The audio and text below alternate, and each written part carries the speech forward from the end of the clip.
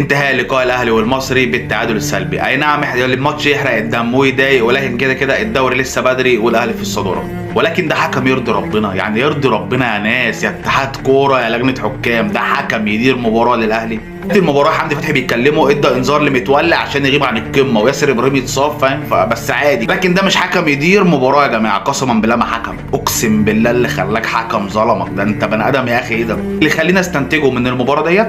يا كابتن خطيب الاهلي محتاج مهاجم، كابتن خطيب الاهلي محتاج مهاجم. محمد شريف وشادي حسين راتش. محمد شريف تقريبا اصلا النهارده كان معمول سي بي في المصري، انت فاهم قصدي؟ بيلعب معاهم هم مش معانا، فالدنيا رايحه في داهيه. عايزين مهاجم سوبر اجنبي. لكن برضو المنظومه بصراحه مش راضيه تتطور خالص.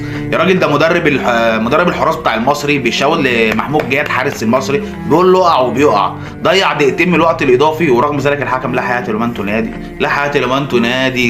يا جدعان حكام في مصر وما